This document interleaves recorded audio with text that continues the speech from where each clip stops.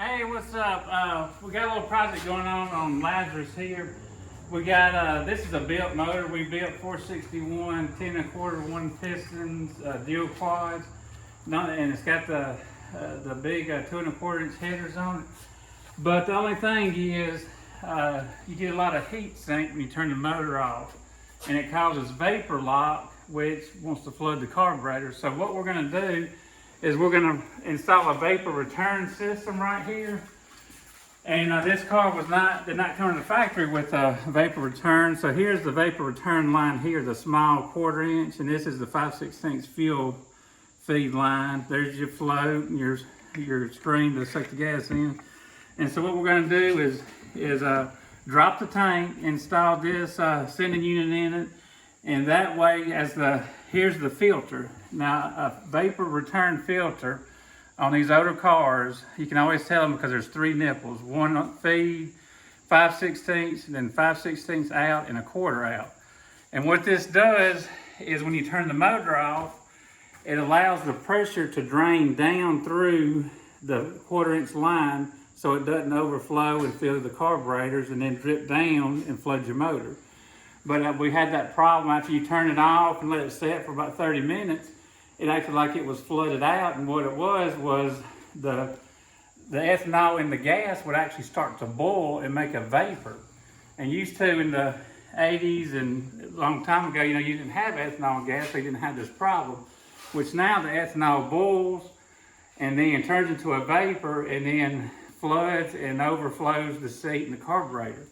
And so this will take care of that, and that's just something you have to do now because on these, with these headers and everything, with this ethanol fuel, to drive on the street to keep from flooding out. But cold starting, normal cranking, it's fine. But like I said, when it gets up to temperature and you turn it off and wait a few minutes, it acts like it's flooded. It'll crank, but it turns over and turns over. So this should take care of that. So that's going to be our next project, and we'll keep you posted on how it goes, and then we'll probably do some shots driving down the road in it.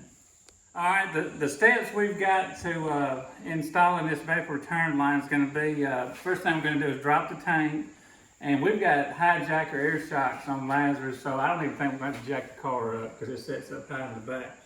So what we'll do is, we got 2 straps that hold the tank, 1/2 inch bolts.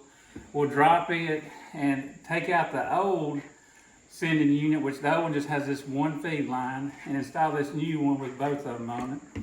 Then we'll run a new vapor return line. I got 20 feet of this hose, $60 for hose. That's crazy. So we'll run a hose from the back all the way to the front to the fuel filter there, and we'll mount this filter. If you look right here, we're gonna mount this filter about right there. It'll go about right here. And then the fuel pump's right down there, and we'll turn down right, maybe at a little angle, something like that. It doesn't matter, it can go straight in or at an angle, just kind of hugging the block there. And then that'll be it. I've got new clamps. I hate having big clamps and the pieces hang out, so these are the exact size clamps, and it should hook up pretty easy. All right, we got started of putting our vapor return line in.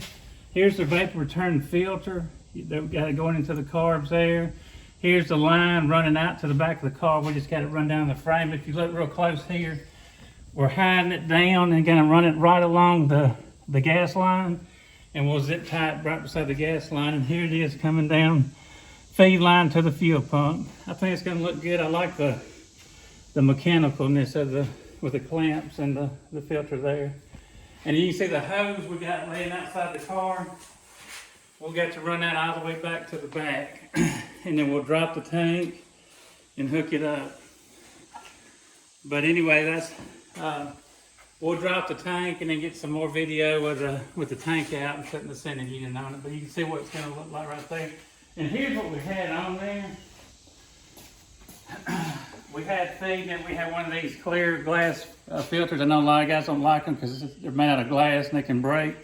And we actually had a valve to hold pressure against the carburetors, which that way when you go to start it, you've already got fuel there. But I'm not going to put that back on it. We're just going to go with the fuel return filter and with the bypass. Now what this will do, it'll make a constant flow of gas also, so that the gas never just sits in the line and gets hot. So it'll make a constant, the system will have a constant flow, which should make the gas cooler, which in turn makes it run better, more powerful. But anyway, that's where we're at. After we drop the tank, we'll get some more video. I'm zip tying this fuel line, the vapor return line right beside the fuel line. So if we ever have a problem with it, we know that we ran it right beside the fuel line.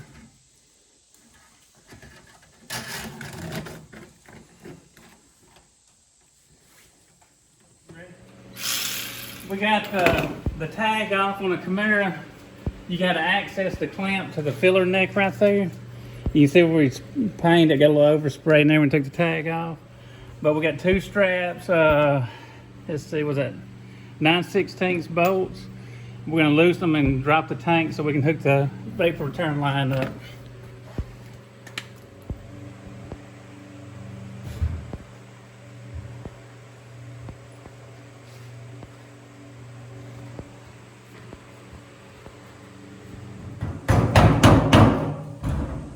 What are you doing? It's a locking ring in here. You have to twist it.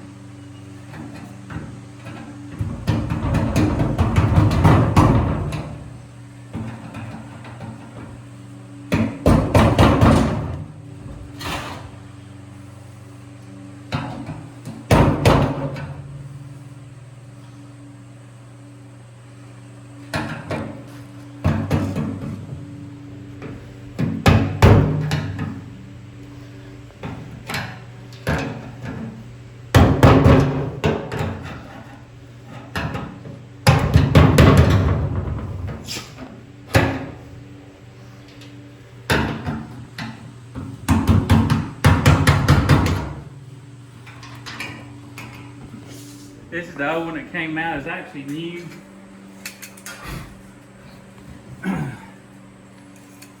But we're replacing it, so you don't want to be real careful and don't bend anything up, or your gas gauge won't work right.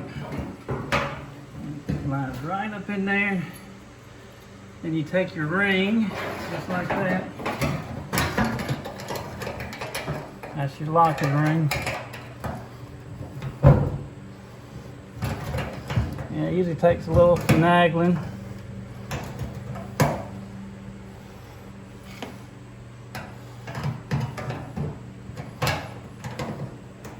Got the gas tank out. We got the new sending unit in with the vapor return line and the feed line there. So it's ready to hook up the, this is a ground. We'll hook it up. And then that's the wire for the gauge, your fuel gauge. So next we'll mount it up there and she'll be ready to go. All right, as you can see, we got it in there and it is all set to go. And that's how you install a vapor return line.